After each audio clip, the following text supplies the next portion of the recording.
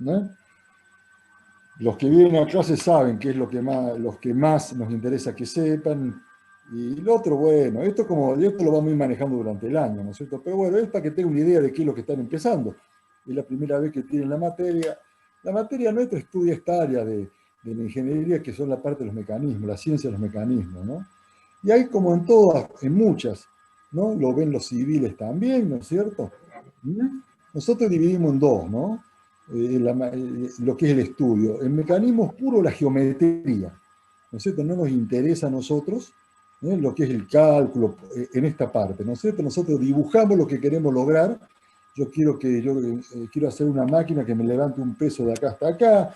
Yo ahí defino qué quiero. Entonces ahí tiro unas líneas y hago, ¿no es cierto?, lo que es la geometría de la máquina. Sería cuando un arquitecto está diseñando un edificio, ¿qué hace? Hace la estructura, ¿no es cierto?, la viga, los encadenados. Y bueno, y después vamos a lo que es la construcción. Y ahí el tipo tira línea. Después viene la segunda, que sí es el cálculo. Entonces ahí empezamos a trabajar con lo mismo que trabajan ellos, con los momentos de inercia, ¿sí?, con los esfuerzos, con la tensión de trabajo. ¿Estamos? Esas son entonces las dos áreas. Y bueno, nosotros vamos a trabajar con tres elementos fundamentales dentro de un mecanismo, ¿no es cierto? Un elemento que va a ser la unidad motriz, o sea, de dónde saco yo la potencia para mover la máquina. Segundo, va a ser la máquina que estoy moviendo, que es el objetivo de lo que yo estoy haciendo. Y entre el motor y la máquina está esto, ¿no es cierto?, que es la transmisión. ¿Sí? Esos elementos están visibles o no, magnificado uno, disminuido otro, pero están siempre, ¿no es cierto? Piensen en lo más tonto, ¿no? Piensen en una de esas batidoritas que vienen de mano, nomás para cocina. La unidad motriz tienen en la parte de arriba lo que es el motorcito, que es la unidad motriz. Tienen la transmisión, que en ese caso es directo, es el eje, ¿no es cierto? El mismo eje de salida del motor está acoplado al eje largo, y en la punta tenemos un cabezal donde van las cuchillas que se pueden cambiar. Y esa sería la parte operadora de la máquina. Bueno, en un automóvil la unidad motriz sería el motor propiamente dicho, ¿sí?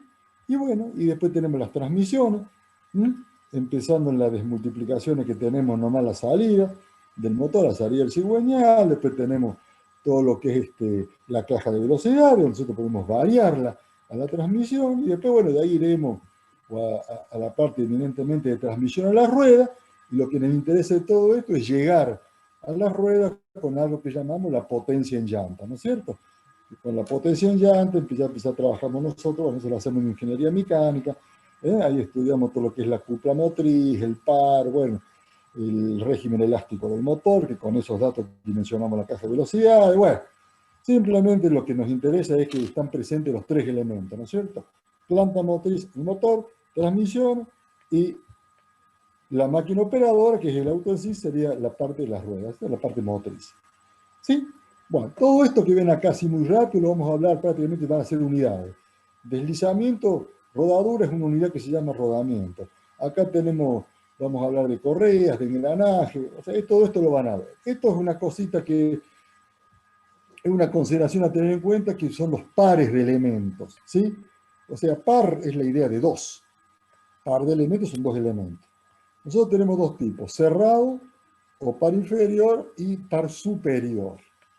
Lo vamos a ver con ejemplos directamente, no hay otra forma. Ustedes vieron esos caños cuadrados, caño estructural cuadrado común que se usa para construir algunas estructuras, ¿sí? Supónganse que toman un pedazo de ese caño, un cañito cuadrado, y después se consiguen un dado que entre adentro, un dado que puede ser de madera, que entre dentro de ese caño y pueda deslizarse, ¿no es cierto? Ese sería un caso. Otro caso sería este, que sería un cuerpo, ¿no es cierto? Un buje, acá lo tienen, ¿no es cierto? Sería esto que se llama el cuerpo, acá hay un buje que puede ser de bronce, y adentro hay un eje, otro eje. Y acá tienen un tornillo con una tuerca. En este caso es un tornillo sin fin, pero podría ser un tornillo cualquiera con su tuerca. ¿Sí? Estos tres tipos de pares se llaman par inferior o cerrado. ¿Por qué se llama cerrado? Porque un elemento, en este caso el caño, encierra totalmente al otro elemento. ¿Se dan cuenta? Fíjense que es envolvente, usando términos de la matemática, ¿no es cierto? Es envolvente, el cuerpo B, que sería el caño, es envolvente del lado que sería el cuerpo A. ¿Sí? Por supuesto, puede deslizar adentro, estos extremos pueden estar abiertos, pero en el tramo de trabajo es envolvente. Y esto es lo mismo, ¿sí? Ustedes tienen que este cuerpo de soporte con su buje encierra, envuelve totalmente. Y la tuerca lo mismo, ¿sí? La tuerca encierra completamente al tornillo. Imagínense esto que tienen acá, que es que si ustedes toman, por ejemplo, una madera y le hacen una ranura, un fresado, ¿sí? Una ranura en este caso con esta forma, como para hacerlo más interesante. Una ranura con esta forma, ¿no es cierto? ¿Sí? Y adentro pueden deslizar esta piecita. Ese par, si ustedes ven, no está encerrado, arriba está libre, ¿no es cierto? Si esto es una tabla y usted la da vuelta, se va a caer. Ese es este, par cerrado o par inferior. Por supuesto, yo acá lo dejo apoyar en una mesa, la fuerza de gravedad no me haría falta taparlo. ¿Sí? Esa es la diferencia entonces entre par abierto, par inferior o par superior. ¿Sí? Acá tendría otro caso de un par superior, ¿no es cierto? Directamente es una ranura más de este tipo, curvilínea, que tiene una piecita. Vamos, son ejemplos. Bueno, acá tiene los pares de elementos incompletos. Estos lo vamos a ver después cuando veamos movimientos relativos. Lo que dice esto que yo puedo pasar de acá a acá por una rotación, ¿no es cierto? Yo hago rotar esta pieza, entonces esta línea que tengo acá me viene acá arriba, es el ángulo θ está acá, ¿no es cierto? Y llego a ese punto. Sería una cosa. Y la otra sería, ¿no es cierto? Dejarla acá quietita y mover esta. ¿Sí? Estaría ahí. Entonces los movimientos relativos son distintos. Eso lo vamos a ver más adelante. Simplemente hay que separar. Acá tenemos otro elemento, collares, ¿no? Que son estos, por ejemplo. Ustedes suponen que tienen este ejecito que pasa por este buje. Y acá le pongo este anillo con un tornillito arriba, con un prisionerito. Un tornillito para que no se... Esto me haría que este eje no se salga, no se desplace. ¿Sí? Son mecanismos muy simples, se lo comento para que vean. Esto se llama collares. Un collar, porque yo, es como el collar del perrito, acá lo mismo. Soporta. Este es un buje, es un soporte con un bujecito. Esta pieza, este eje, tiene esta pestaña. O sea, para allá no puede ir, pero para allá sí. O sea, la derecha no puede entrar porque hace tope acá y toca en la pared. Entonces, para que no se vaya para allá, yo le agrego esto que es el collar. ¿Sí? Con este tornillito lo pongo y lo saco cuando quiero. Lo que tiene aquí es distinto, es cuando yo quiero unir el eje con una pieza en rotación. Puede ser con una corona, con una rueda. Directamente uso lo que llamamos la chaveta. Tenemos una unidad completa de elementos de máquina dedicado a las chavetas, pero van viendo más o menos de qué se trata. Manivelas, palancas, son todas nomenclaturas que usamos, ¿no es cierto?, para distintos elementos. Palanca generalmente es una barra con 3 puntos importantes, ¿no es cierto? Un punto que sería un punto fijo, que es un punto de apoyo, un punto de vinculación, y tengo un punto donde yo transmito el esfuerzo a alguien y un punto donde yo aplico un esfuerzo. Es la vieja palanca que ustedes vieron en física, vieron de primer género, segundo género, ¿se acuerdan? Donde cuanto más largo era este brazo y más corto era este brazo, menor era el esfuerzo que había que hacer, por ejemplo, para levantar un peso. ¿Me siguen? Bien. Y esta es la manivela. La manivela, bueno, es un poco para que recuerde lo que es el cigüeñal. Muchos de ustedes han visto cigüeñal y otros no. Si tenemos la posibilidad de hacer las prácticas de laboratorio, los van a conocer. ¿Sí? El cigüeñal, ya saben que en todos los motores está presente. Vamos a ver después algunos videitos para que más o menos los ubiquen, ¿sí? Pero bueno, tenemos una unidad que habla de mecanismo vía la manivela, ¿sí? Esto le doy un pantallazo de todo lo que vamos a ver durante el aula. Acá tenemos cómo funciona la manivela. Fíjense lo que significa esto, que ustedes tengan una idea. Estos están las dos vistas, ¿no es cierto? Esta pieza sería esto que podría ser, por ejemplo, una chapa, ¿sí? Yo acá tengo los dos agujeros, ¿sí? Acá se meten dos ejes, el A y el B, y esto que ven acá en línea de trazo, directamente ahí hay dos chavetas. Al haber dos chavetas, ¿qué quiere decir eso? Que es como si tuviera soldado, ¿no es cierto? Este eje no se puede mover respecto a esta pieza de base. Y acá tengo esta y esta, que serían dos piecitas, dos piezas que tengo ahí que pueden estar medianamente sueltas, ¿no es cierto? Que pueden girar alrededor de ese eje. ¿Sí? Algo así sería. Bien, y acá tenemos otro caso, que trabajaría como una palanca del otro género, y estos son lo que se llaman los balancines, ¿no es cierto? Que son, bueno, así se usa también, por ejemplo, en la suspensión de los camiones, y esto ustedes lo conocen, sería el mecanismo típico del pedal de bicicleta, ¿no es cierto? donde tenemos aquí el ejecito, acá tenemos los pedales, acá en A y en B tendríamos los dos pedales, ¿no es cierto? Y por supuesto que ahí tenemos las dos chavetas para que quede vinculado, si no los pedales girarían en vacío. Por supuesto, en uno de estos lados tendremos la corona, la cadena, bueno, toda la transmisión. ¿Sí? Eso es para que vayan relacionando lo que vamos viendo con cosas que ustedes conocen. Acá tenemos la combinación de 4 barras. Esto es interesante. La combinación de 4 barras es lo que yo me permite llegar a esto que es el cuadrilátero articulado. Esto es realmente uno de los primeros mecanismos más simples. Más simples. Fíjense que usted lo que tiene son esto que puede ser una armadura, ¿no es cierto? Llamamos armadura el soporte, donde yo coloco los elementos de la máquina. ¿Sí? Y bueno, yo acá tengo entonces estos 2 puntos. La ID lo considero como punto fijo. Lo llamo línea de centro. Este sería el mecanismo, este sería el esquema simplificado para poder trabajar. Es muy común que nosotros trabajemos con estos esquemas simplificados. Bueno, fíjense, yo acá tendría 2 manivelas que la llamo, esto sería una biela, porque yo llamo biela al elemento más largo, al más grande que generalmente vincula las manivelas. ¿Sí? Generalmente. En el cigüeñal es una adaptación de esto, pero es parecido a esto. ¿Sí?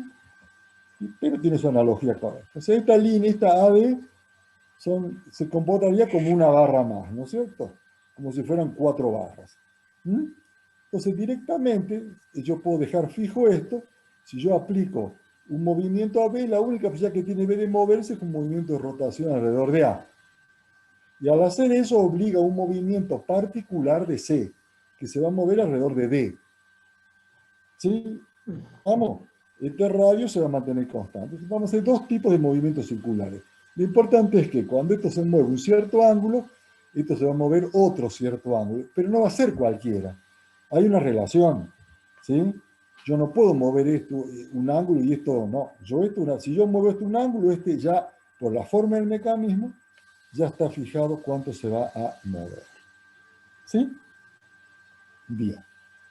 Eso sería el cuadrilátero articulado. ¿Por qué es importante para nosotros? Porque es el origen de varios mecanismos. ¿Sí?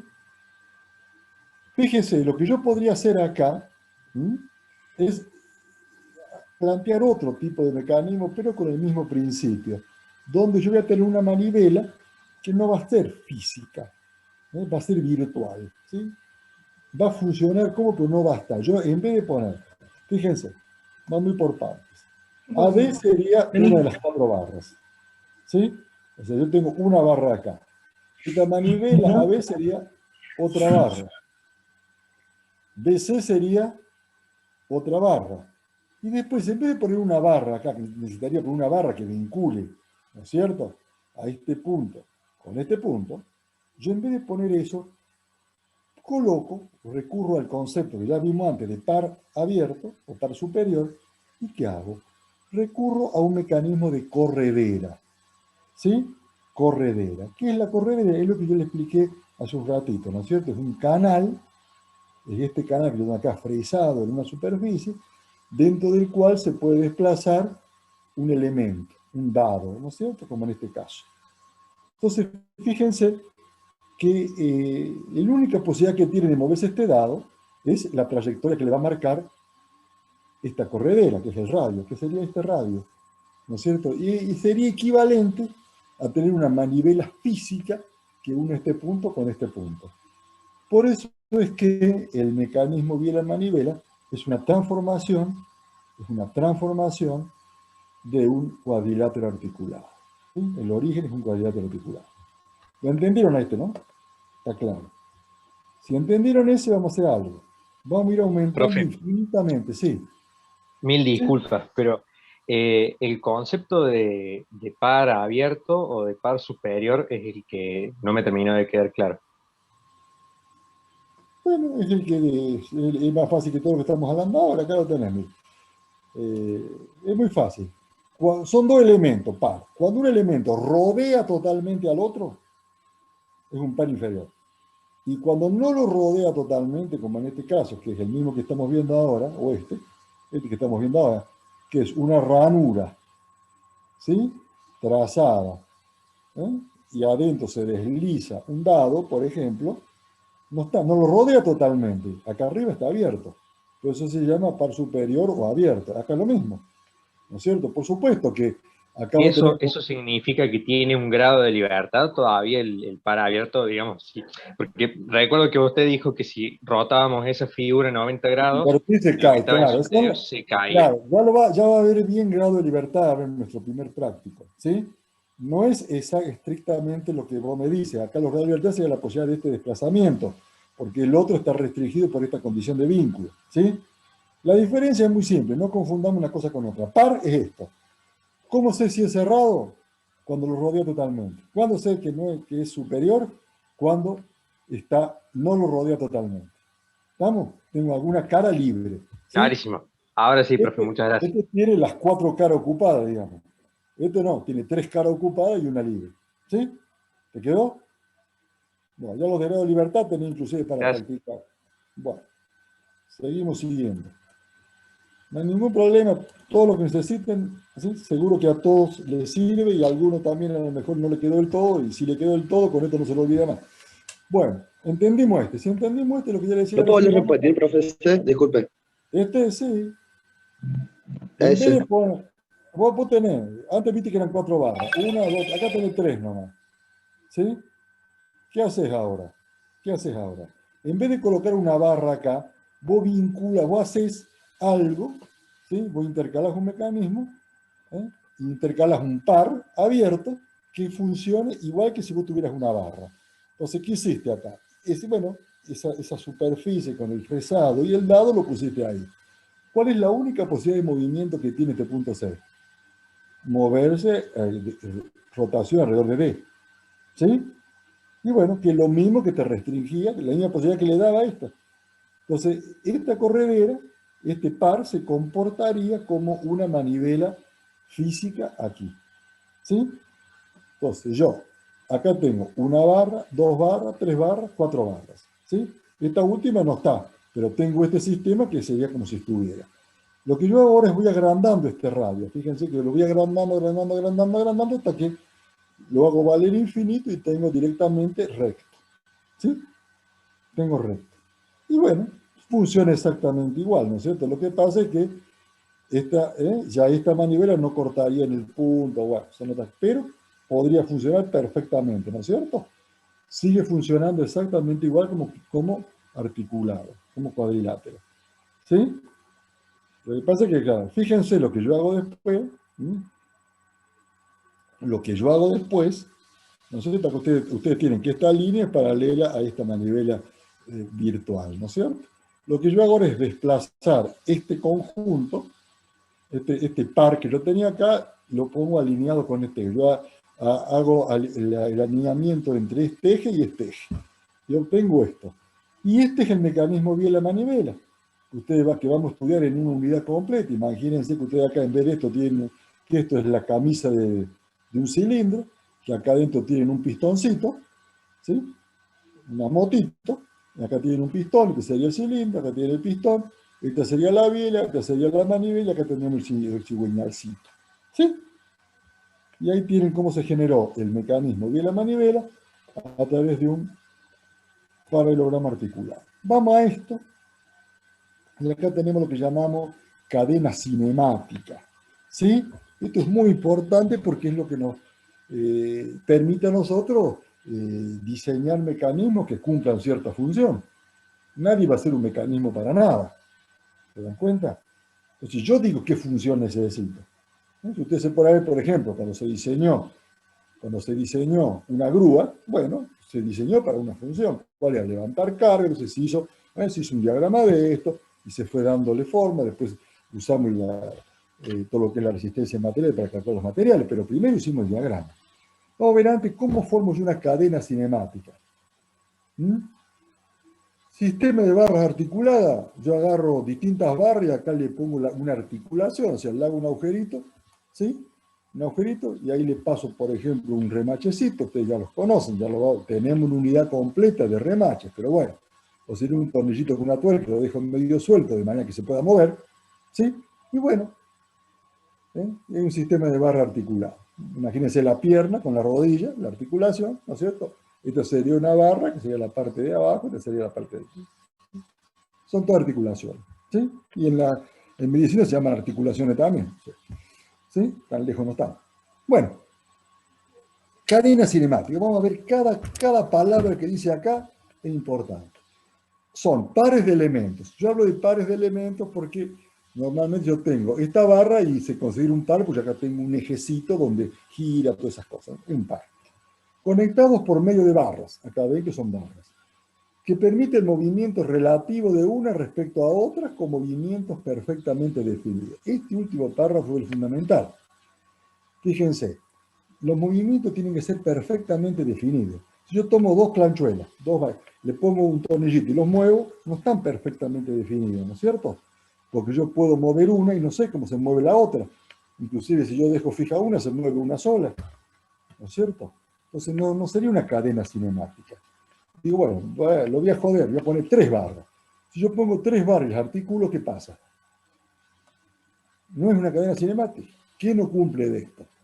Y el movimiento, esto no se mueve. ¿Sí? 1, 2, 3. 3 puntos, es un triángulo, no se mueve. Si yo pongo 4, veamos qué pasa con 4. Ah, ahora te creo. Estas son articulaciones que permiten movimiento. Ahora sí, yo considero esto como la línea de centro y esto se mueve, ¿no es cierto? Y tiene movimiento perfectamente definido, recién lo dijimos. Cuando esto se mueve un cierto ángulo, esto se mueve un ángulo y solo ese. ¿Sí? Yo esto lo puedo hacer derecho, lo puedo hacer más alto, más bajo, más largo, más corto, trapecio.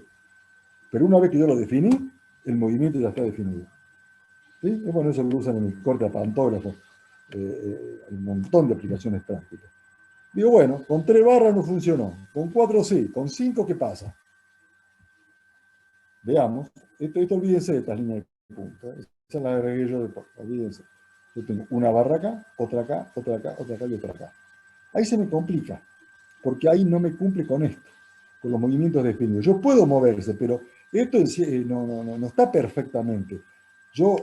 Si yo muevo el B, ¿no es cierto? Se me mueve el C de una forma, pero todo depende del D, ¿no es cierto? Si yo muevo primero el D, se puede hacer que yo muevo el D en este sentido. Bueno, indudablemente la tendencia hace que estos se muevan, pero te va a subir, te va a bajar. No está, o sea, yo puedo, va a haber, y ahí sí viene el tema del grado de libertad, que es el que van a ver después bien en el práctico, ¿sí? Lo que yo tengo que hacer en este caso es agregar acá un punto fijo, F, y estas barritas. Entonces se transforma en 2 cuadriláteros articulados. Este que tengo acá, el ABCF y el FCDB. Y ahí sí tendría cadena cinemática. ¿Sí? Bueno, esto fue como para que charlen un poquito. Bueno, nos quedan unos 10 minutitos como para que veamos qué es la materia en serio, es esto, ¿eh? Vamos a empezar ya con la unidad 2 como para que tengan una idea. Ya nos queda la unidad 2 iniciada, ¿sí? Ya la tienen en autogestión. Yo se la dividí en 2 partes, por lo que decía antes, la limitación que tenemos de...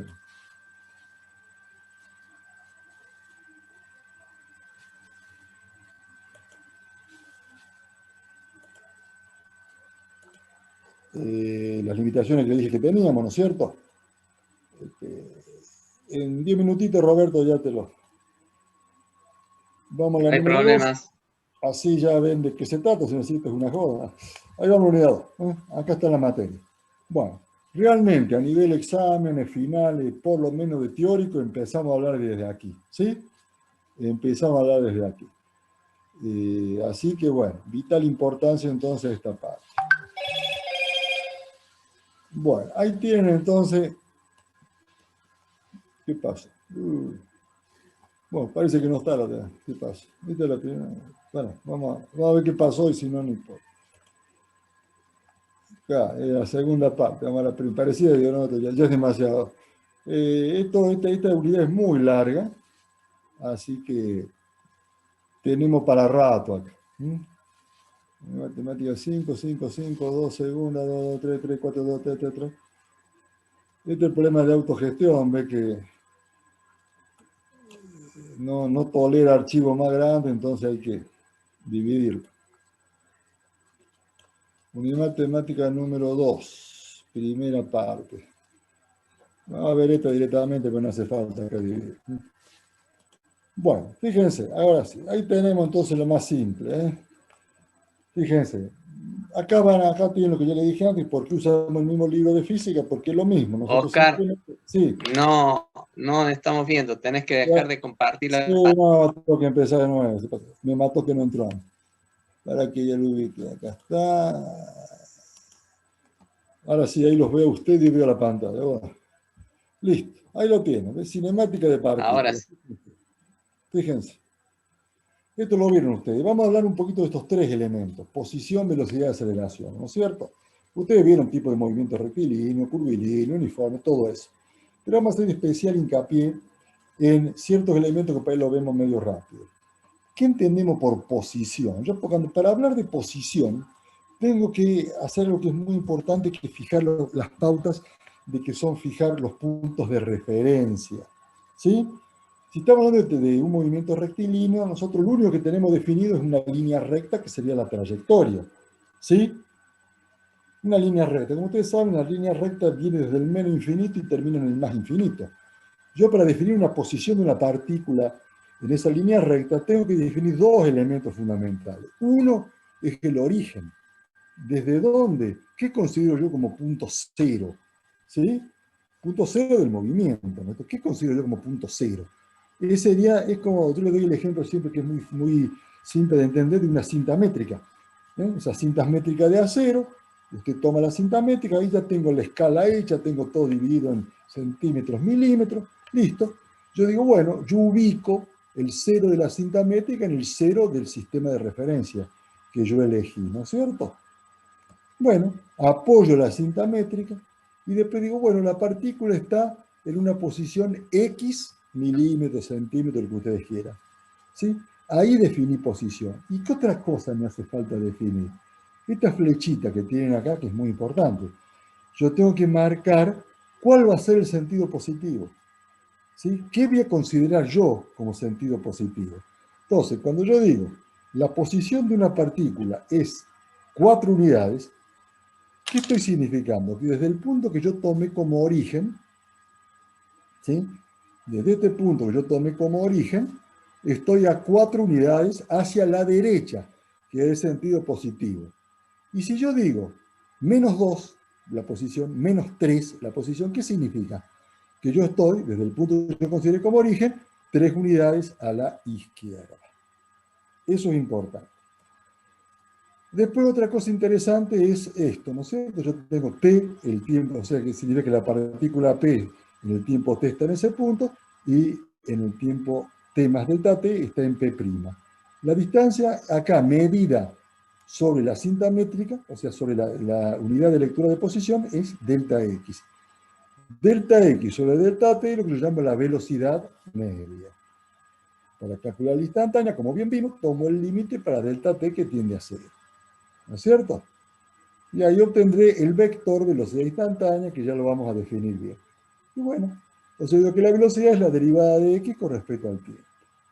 Lo mismo, después, ¿qué hago yo? Hago lo mismo.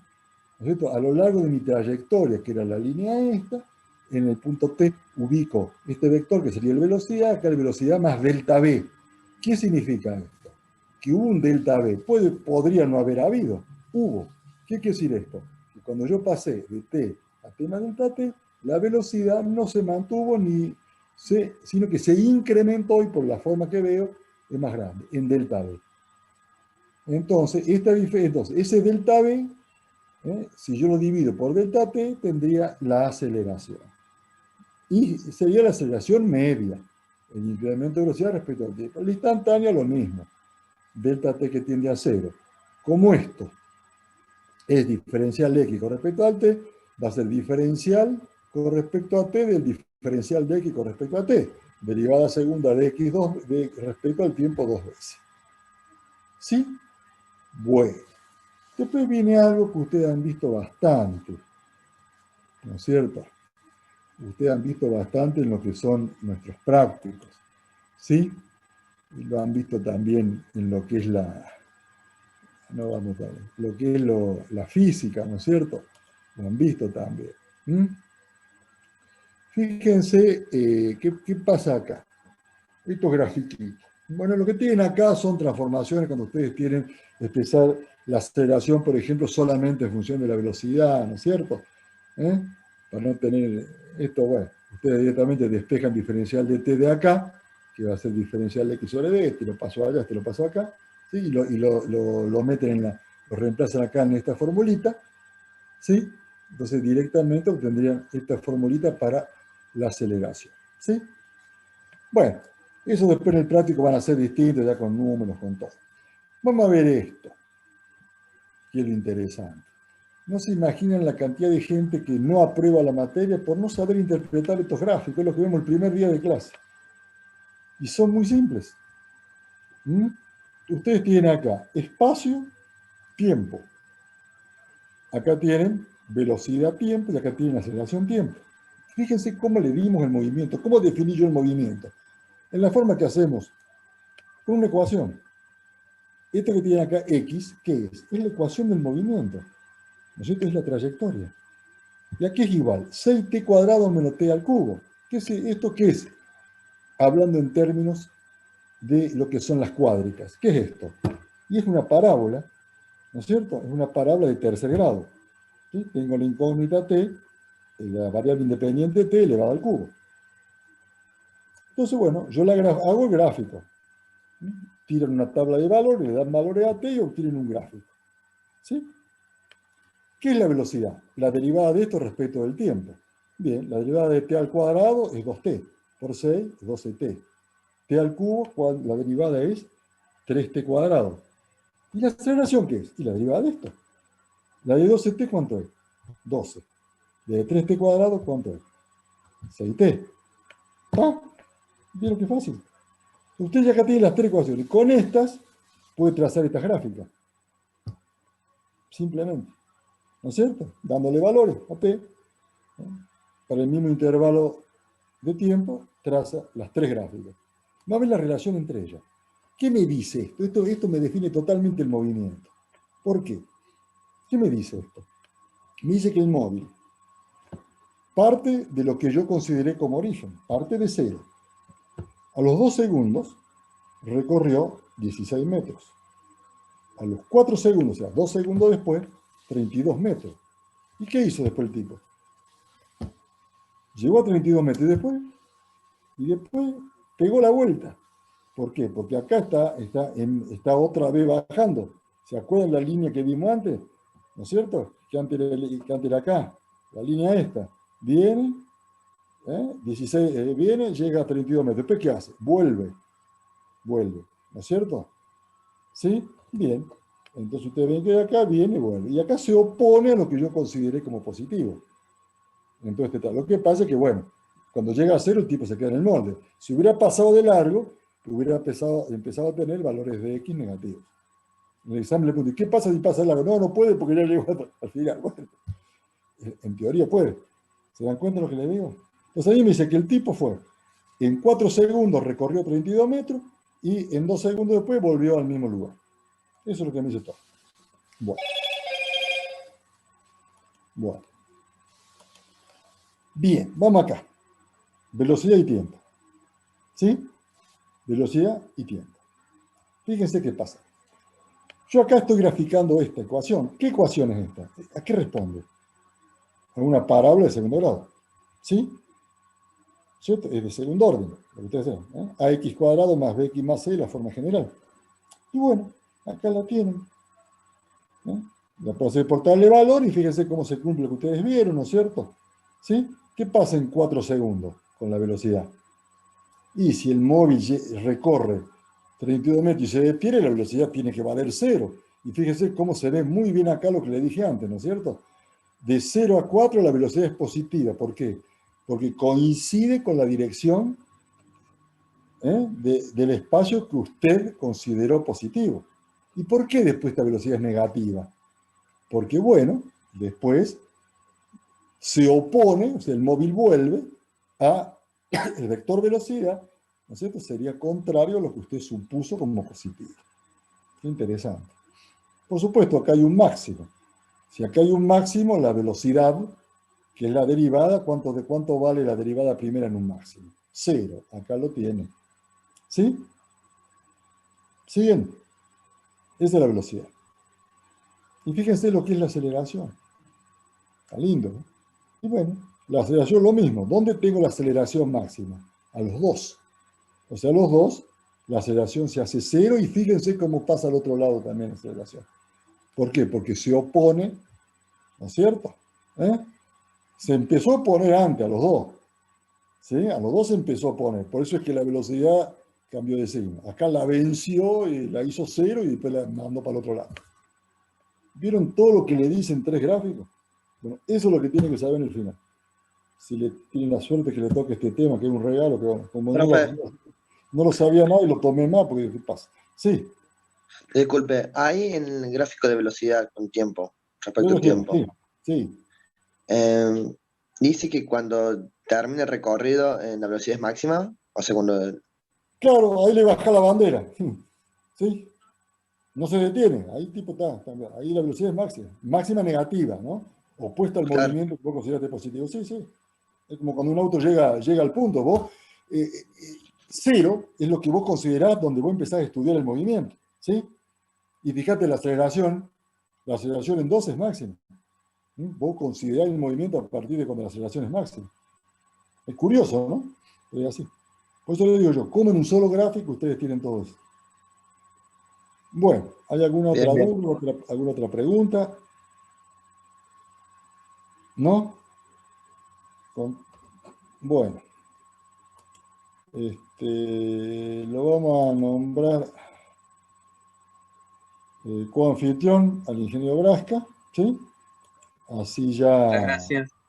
ya siguen con él, ya él le va a dar todas las pautas generales, ahí pueden preguntar bien todas las dudas que tenían sobre el práctico, todo, cualquier cosita que le haya quedado de la reglamentación, el ingeniero hace ya muchos años que estamos trabajando juntos, somos 3 nomás, así que acá lo que le dice él, ¿sí? ¿Estamos? Profe, una consulta. Sí.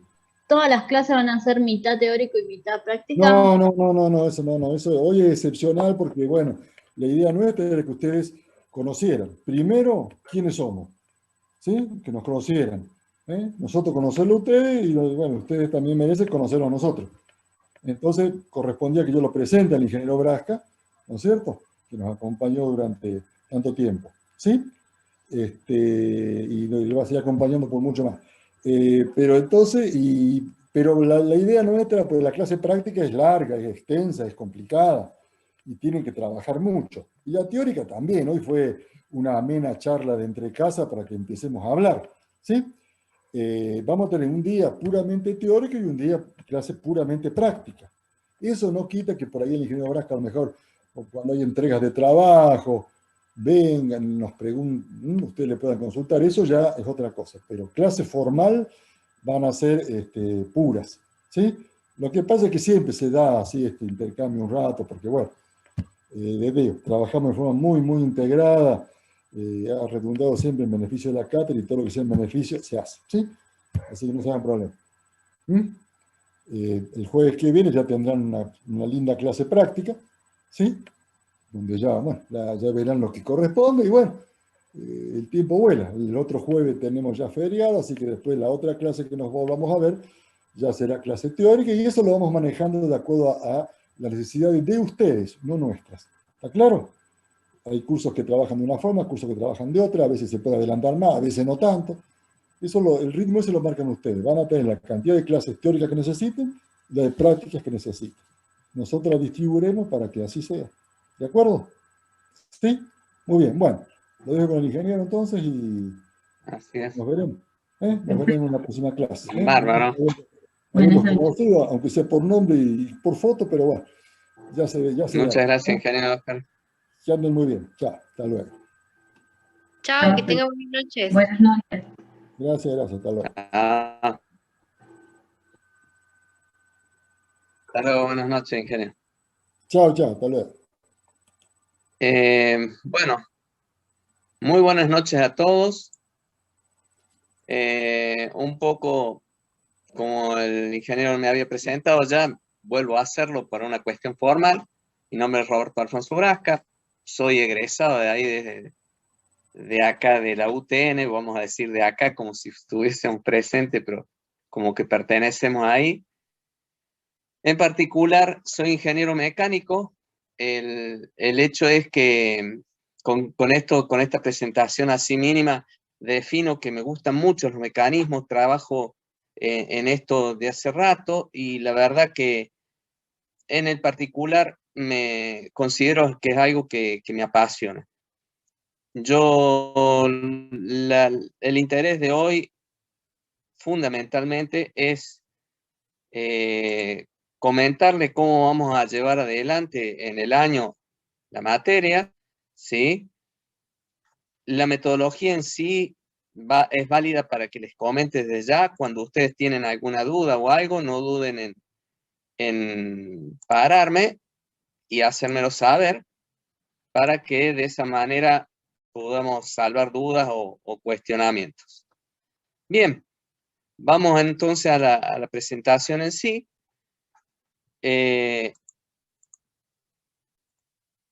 Esto es parte tediosa, pero es válida que sepamos los nombres de cada unidad. La unidad 1 es el análisis topológico de mecanismos. La 2, que ya habíamos comenzado con el ingeniero gramática, es análisis cinemático de mecanismos con movimiento plano. La 3, análisis dinámico, fíjense, cinemático, y en este caso el dinámico, de mecanismo con movimiento conocido. Vamos a la 4, ya hago la salvedad que hasta la unidad 3, de la 3, el 1, 2 y 3, pertenecen a la primera parte, y es la parte de mecánica. Nuestra materia es mecánica y mecanismos, entonces las tres primeras unidades refieren a la parte mecánica, ¿sí? Mecánica racional, por definir de alguna manera, y la siguiente parte, de la 4 a la 10, por decirlo así, trata sobre lo que es mecanismos en sí. Entonces, dentro de la unidad 4 habla de elementos de uniones desmontables, las 5 elementos de uniones fijas, lo que es la unidad 6 habla de mecanismos transmisores de movimiento. Yo a cada una de estas voy a ampliar cuando hable sobre la temática de cada uno de los prácticos que llevan, por una cuestión de tener una referencia de las unidades, llevan el mismo nombre los prácticos en sí, pero ya lo voy a ampliar cuando defina los prácticos. Programa de materia, entonces, la unidad 7 habla de lubricación y rodamiento. Esta parte es más teórica. Tenemos una parte práctica que la da un ingeniero a la parte de rodamiento, el ingeniero Brunelli, y que él cordialmente año a año viene dándonos lineamientos sobre rodamiento y lo que más se usa en este momento. Y la unidad 8 habla de mecanismos transmisores de rotación por contacto directo y mediante elementos flexibles. Esto es lo que es la transmisión por engranaje. Unidad 9 habla del mecanismo de levas, excéntrica y mecanismo biela-manivela. Y la unidad 10 trabaja el tema de vibraciones aplicadas en mecanismo, que este tema, si bien no se da como tema en sí puesto como unidad de la unidad 10, sí se lleva adelante en cada una de las unidades. Cada vez que hacemos mención y trabajamos sobre uno de los mecanismos, están inmersas las vibraciones en cada uno de los mecanismos, dado a desalineamientos, cuestiones de rozamiento y cuestiones en sí que llevan a las vibraciones, y están aplicadas en cada una de las unidades anteriores vistas. Vamos a los trabajos prácticos, y en esto quería un poco extenderme. Son 8 los trabajos prácticos. Hay una visita al laboratorio de mecánica, que según se dé la posibilidad, yo voy a ser en esto escéptico porque está tristemente no resuelta la situación de la pandemia, pero bueno, quiero comentarlo, hacerles saber los deseos de poder llegar a esta visita del laboratorio, aunque sea yo solo en el laboratorio de mecánica, pudiendo compartir las cosas que tengo para contar desde ahí, aunque no pueda estar ustedes presentes, digo, ojalá que sí, pero si no, tratar de hacer la gestión para, de ser posible, insisto, poder llevar adelante el práctico de la visita del laboratorio. Bien, también se suma el trabajo final, ¿sí? Y algunos trabajos extras prescriptos por la cátedra, y se debe contestar los cuestionarios teóricos que están subidos a autogestión. Es decir, que cada vez que entreguemos los trabajos prácticos de cada unidad, tenemos que hacer la entrega también de la parte de los cuestionarios teóricos. Eso con el ingeniero gramático. En el particular, volviendo a sobre los pasos que dije, el trabajo final, ya vamos a manejar más adelante, voy a ampliar respecto de en sí. Yendo entonces con los 8 trabajos prácticos que le decía, el TP1 es análisis topológico de los mecanismos, es referido a la unidad 1, es muy simple, hago menciones, una cuestión que es para poder congeniar, para poder saber qué es lo que yo pido, cuánto es lo que me interesa que de ustedes esté puesto de manifiesto, que los prácticos que ustedes entreguen tengan el tenor de una persona que está próximo a ser ingeniero. Ya estamos, le cuento, en 4º año, es decir que no le falta tanto. Entonces es importante la manera de que generen la comunicación de lo que ustedes están haciendo, porque ya deberían estar como pulidos, y de no ser así, seguimos en el pulido diciéndole esto no está digno de presentarse. Por lo tanto, es lo que más. Ya acá tenemos el análisis cinemático de mecanismos con movimiento plano. Es un análisis de, como dice acá, de mecanismos tendiente a sacar valores de velocidades, a trabajar con aceleraciones. Acá ya trabajamos plenamente con resolución de ejercicios, y que es más duro, por definirlo de alguna manera. Vamos al TP3, que tiene análisis dinámico cinemático, el dinámico en mecanismos con movimiento conocido. En este caso vamos a trabajar bastante más con esta parte, en donde hay energía, donde tenemos que ver todo lo que es la mecánica racional en la parte dinámica, ¿no es cierto? Es el tercero. Valga el tema que entre estos 3 y el TP4 van a versar lo que sería el parcial, ¿sí? Vamos al TP4. El TP4 y 5 son un solo trabajo práctico en donde habla de elementos de uniones. ¿Uniones de qué tipo? Desmontables y fijas. Hago la salvedad de una unión desmontable. Trabaja el ejemplo de una unión de elementos, ¿sí? Que tengan por veces fijarlo con un tornillo y tuerca, ¿sí? De manera tal que yo pueda desmontar esto, ¿sí? Y volver a montarlo con el mismo elemento, con el mismo tornillo y tuerca. Puedo hacer lo mismo de hacer un montaje mediante una cuña, y esa cuña yo la puedo desmontar y volver a montarla. Y no sería el caso ya si me paso a las uniones fijas. Yo voy a trabajar con lo que es uniones del tipo permanentes o fijas, que son soldaduras y remaches, que es lo que vemos. ¿Qué significa estas fijas? Que de pronto yo de tener que soltar esa unión, tengo que romper la soldadura o el remache, y no voy a poder usar el mismo. Tengo que buscar uno nuevo o una nueva soldadura para poder establecer la unión.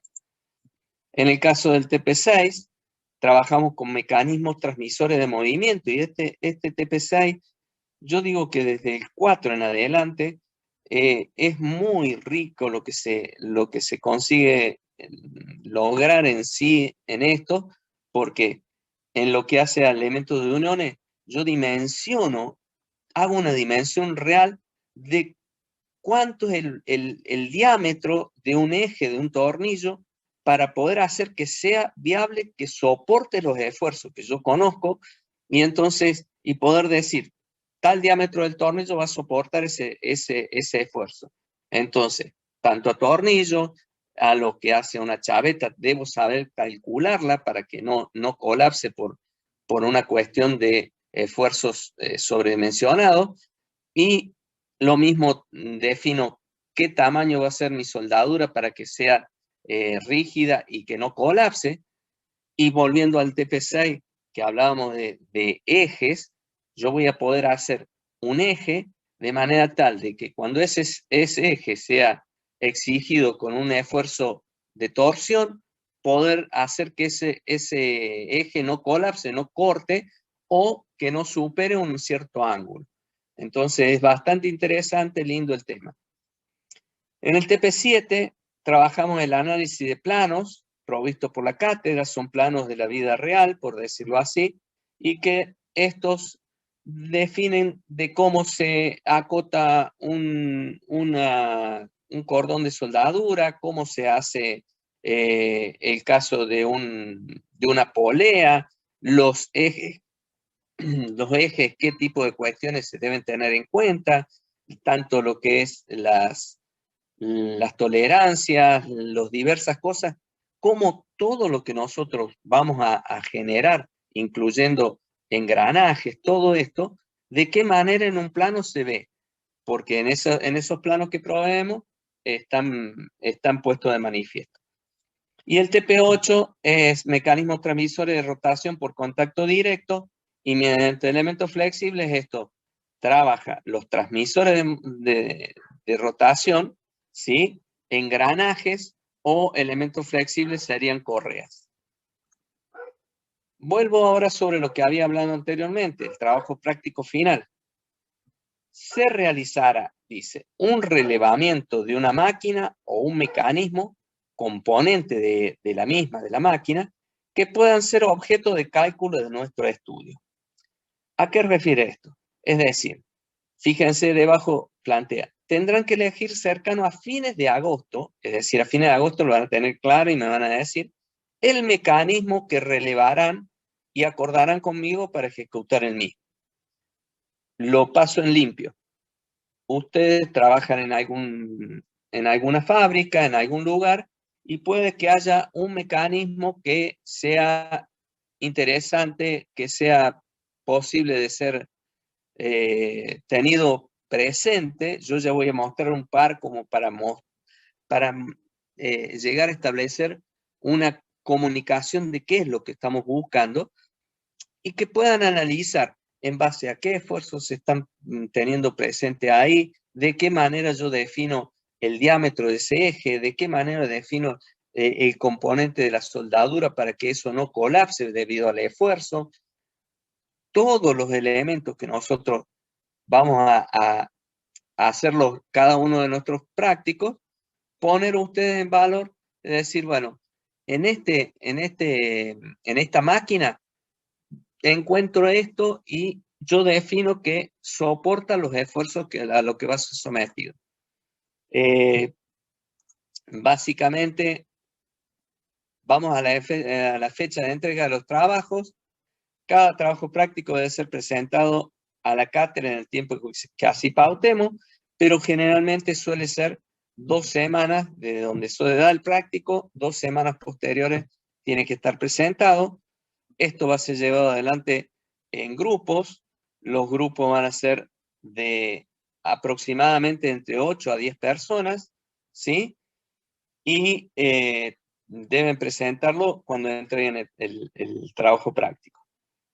Presentan también el cuestionario teórico que está subido en autogestión correspondiente a la unidad o unidades que se trabajen. Digo unidad o unidades porque si trabajo la unidad número 4 y 5, voy a tener que presentar la unidad 4 y 5 en el caso de el práctico de uniones. Bien, esto es parte de lo que le expreso yo como una gana de que se vea, de poder hacerle esta visita al laboratorio, aunque sea de manera virtual. Insisto, tengo que hacer la gestión.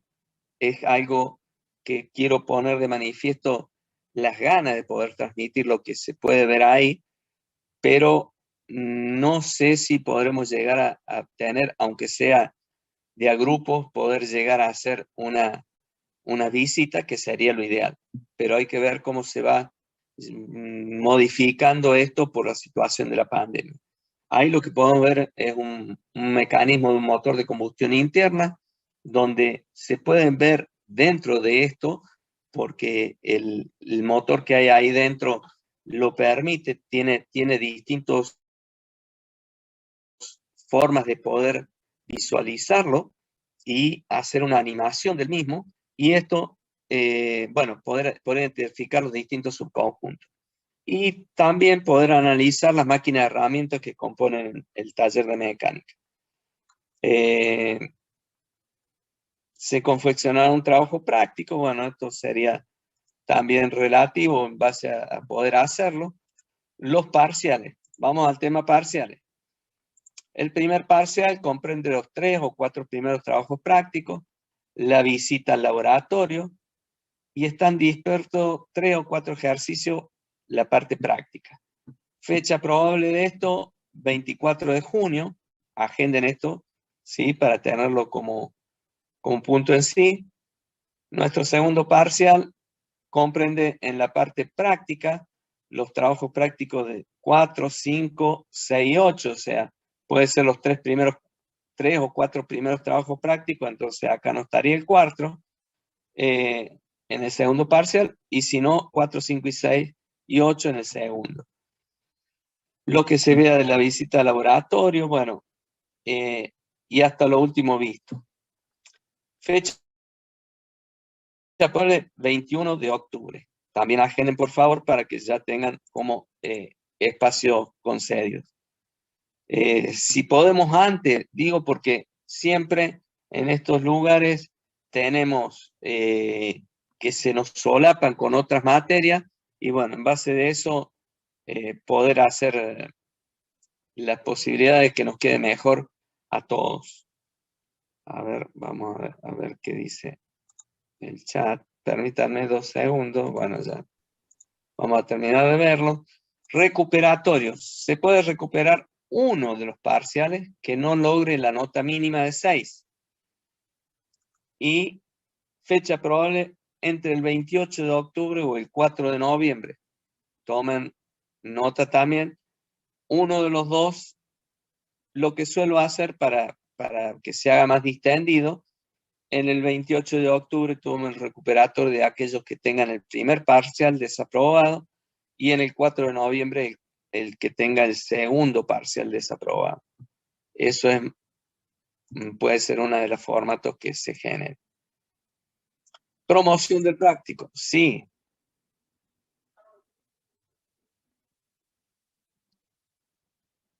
Sí, también se puede recuperar para promoción. Sí, bárbaro. Para este particular se deberá alcanzar, y escuchen esto, porque es importante, Micaela, sumar que no solo las notas del parcial tienen que ver con la promoción del práctico, sino que se debe alcanzar en todos, fíjense en mayúscula, todos los trabajos prácticos y parciales, la nota de 7 o superior, no promedio. Y fíjense por qué hago hincapié en todos. Dije recién que ustedes van a conformar grupos entre 8 a 10 personas. El ingeniero que estamos buscando, el ingeniero industrial, es un ingeniero que muchas de las veces tiene la necesidad de interactuar y ejecutar cosas interactuando con otros, es decir, poder llevar a cabo la bajada a la gente que está en planta y comunicarse con los jefes. Entonces normalmente tiene que hacer interacciones y hacer que el liderazgo de cada uno de ustedes lleve adelante lo que quieren lograr. qué quieren lograr. En este caso, la promoción del práctico. O simplemente se ponen de acuerdo y dicen, lo que queremos solamente es llegar al 6 y estar en este escalón. Bueno, cual sea la meta que ustedes se propongan, deben ser capaces ustedes de hacer que el equipo, porque ya no va a ser un grupo, va a ser un equipo, sea tan homogéneo para poder lograr que todos los trabajos prácticos y los parciales, porque si yo fuera solamente la nota del parcial, depende solo de mí. Y no estoy tratando de desarrollar en ustedes la potencialidad que pueden tener relacionándose y haciendo que todos sean responsables de alcanzar el objetivo claro, que es el caso de promoción, ¿sí? O el objetivo que ustedes quieran, definitivamente, ¿sí? Y no hay promedio. Como se vale de tanto, yo siempre digo, y esto lo hago poner en valor, puede que cuando largamos, alguno no se dio cuenta, desfavorecido porque estaba mirando para otro lado, que el práctico cuando iniciaste no lo hiciste como hubieras debido, como hubiera tenido el target de una persona que está cursando un 4º año de ingeniería. Y bueno, de pronto puede que, supongamos, ¿no? Estoy entrando en terreno de suposición, ese práctico no tuviste el 7, tuviste un 6, ¿sí? Bien, puede haber alguno que te resbalaste, no es la idea que el que se resbaló ya quedó fuera, pero sí o sí necesito el esfuerzo para que la promoción del práctico sea lograda lógicamente, coherentemente con las condiciones que están planteadas acá. Vamos al final de esto, que desde la cátedra y en especial mío, los mejores deseos para este año, para todos, que podamos regresar. Implicaría esto que estemos curaditos, por decirlo de alguna manera, que estemos ya saliendo de todo esto que nos ha confinado y que estamos terroríficamente atrapados, pero bueno, creo que la expresión es esto, deseos, porque